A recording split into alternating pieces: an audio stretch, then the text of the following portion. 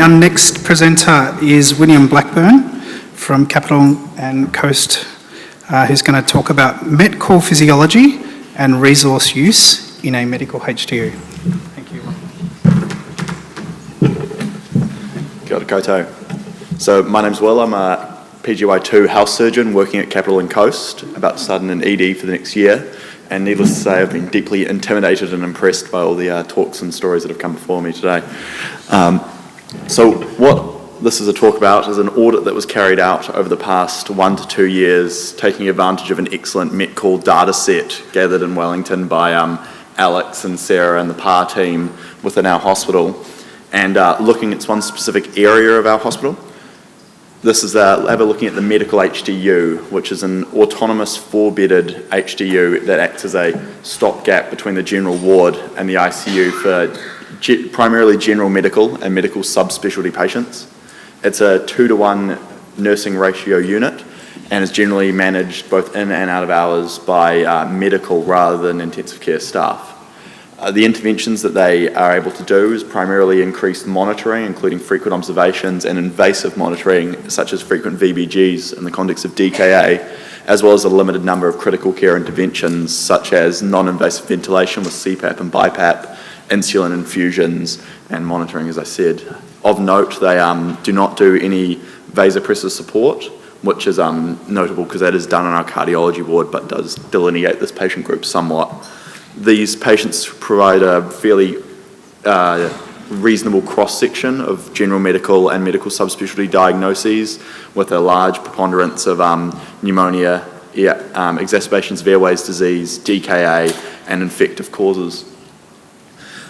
As I said before, this was a retrospective audit based around the hypothesis that while HDU patients do have a greater acuity and severity of their illnesses, they are also generally receiving a higher amount of intervention and monitoring in order to prevent the deterioration of these patients. And as such, these requirements of care escalation and use of the met call team within our hospital was not quite clear. And we wanted to describe that a bit further to see how the met call resource within our hospital is being utilised by this quite small area of the hospital, as well as having a look at about what is causing the met calls within these groups and how they do in the long run. So this, as I said before, this data was gathered from the pre-existing data set and supplemented from electronic health records, and also with assistance from the CCDHB data support team, which was able to provide us with ward-level data over the entire 4-year period. The statistics there is at the bottom and is basically the limits of my statistical knowledge. This was the total data set included 3,777 met calls with quite granular and studiously collected data from the PAR nurse team over that 4-year period, and of this, 265 met calls were recorded from the HDU. There were 228 individual patients, with some of those patients receiving multiple met calls throughout their stay. The mortality within the HDU patients at 30 days was approximately 29%, which in a group of patients who have received met calls, which, as we've heard throughout this conference, is kind of in keeping with that 20 to 25% ratio, especially given that they are sicker patients as well. A number of ceiling of care and palliation decisions were made at the time of the met call, and the care was redirected, and about 17.4% of patients were transferred to ICU, which is approximately in keeping with previous met call publications and data on the level of escalation of care. Looking at how the met calls are relative to the rest of the hospital, the bottom graph is met calls just by general ward without any kind of correcting for the size or busyness of that ward, and even just looking at the raw data, that is the HDU there with only 4 beds compared to a cardiothoracic and cardiology ward and a neurosurgical unit there with each about 40 beds. So there's a significant raw resource use within the HDU, and when you balance that by the number of patient days, so the number of days the beds are occupied by individual patients, certainly the HDU towers above everywhere else in the hospital. Another thing that we looked at was the latency, or the time from admission to the time of the met call within this patient group. And it was noted that a large proportion of these patients actually received met calls within the first day of their stay. And while this isn't a perfect graph to show it, 67% of the Met calls on these patient groups was actually within the first 24 hours of their stay, much greater than some previous research, and about 50% within the first 12 hours of their stay. Of note, and while not shown here, mortality in these two patient groups within 24 and outside of 24 hours were actually similar, with about 24 and 27%, and no statistically significant difference. However, transfer to ICU was significantly greater in those patients who had those so-called early Met calls, with 22.5% of the patients having transfer to ICU in this group versus only 5% in the patients who had Met calls outside of 24 hours. A fairly busy slide here, I'm afraid. We also looked at what things were leading to the Met calls, and then what of those criteria leading to Met calls, what was more likely to lead rather to an ICU admission. Of note, even though the most frequent Met calls were for heart rate here, that was not predictive of ICU transfer, and we found that there were only 3 variables that were in this very simplified model predictive of ICU transfer. Of these, we had systolic BP being the most strongly predictive, respiratory rate, and EWS. Of note, we didn't actually check for interactions between these variables, and in the scope of this project, we kept the model very simple. Also doesn't include things like age or some other, illness severity scoring or anything else. But needless to say, it's just an idea that shows that patients are transferred most often for single organ support, and in this case, BP was the most likely to cause this transfer. And as I mentioned before, vasopressors aren't offered within our medical HDU. Respiratory rate or respiratory decline also led to transfer. However, maybe that was less predictive as a result of the fact we were able to offer a wider scope of interventions within this kind of illness category. A very brief talk, but nonetheless, we show that mortality within these patients was approximately in line with previous studies, although very high when we consider the general hospital population. A small number, although significant, require escalation of care, and those patients who had Met calls early on in their stay were actually more likely to wash up in ICU compared to those who had it later, although the outcomes were similar.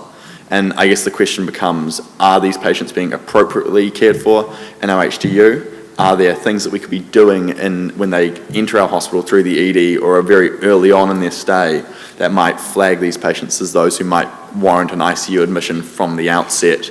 And we've identified some factors which might actually also be predictive of those kind of patient groups.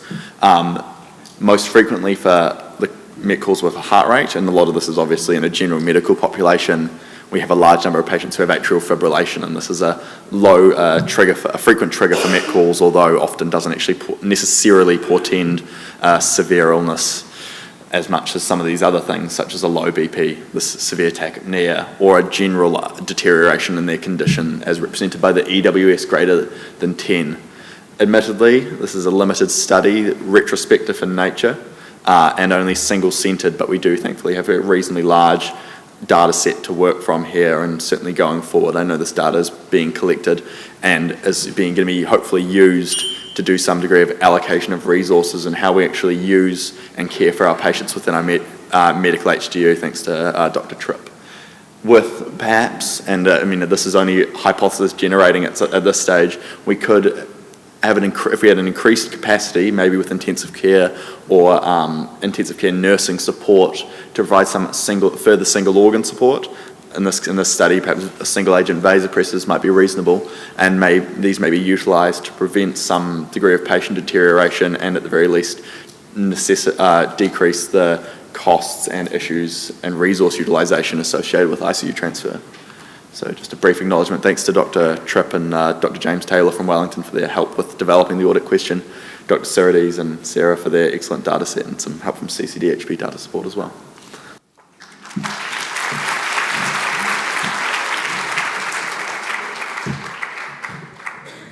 Thanks, William. Are there any questions at all? Over here. Awesome presentation. I was just interested about your early calls when you left that service side, and you talked about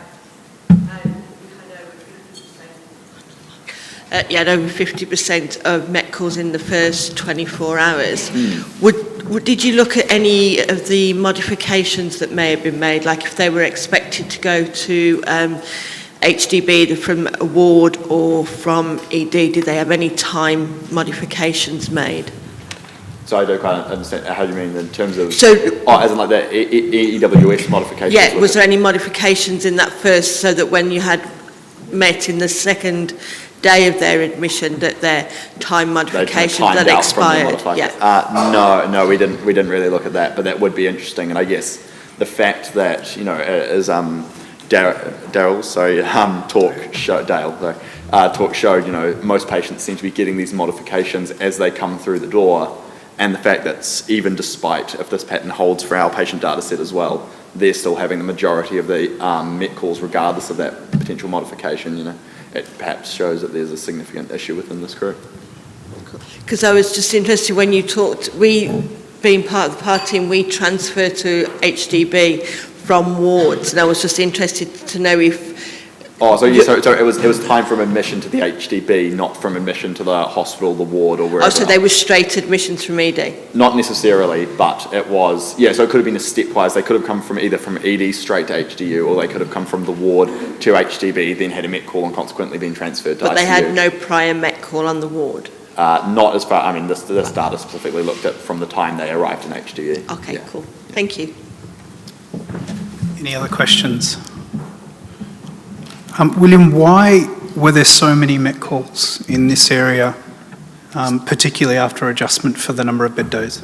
I guess, where there's a group of sick medical patients, and obviously these patients are at very high risk of deterioration, even after, a period of resuscitation within the emergency department and transfer up to the ward. Of note in Wellington, I guess the surgical patients of this similar illness severity are cared for under the supervision of the ICU team within the surgical HDB, which is housed within our ICU, whereas the medical patients are nursed outside of that. So, perhaps if everything was housed within the ICU, it would be flattened off and these patients would be having earlier intensive care input as opposed to deterioration on the wards and then these Met calls,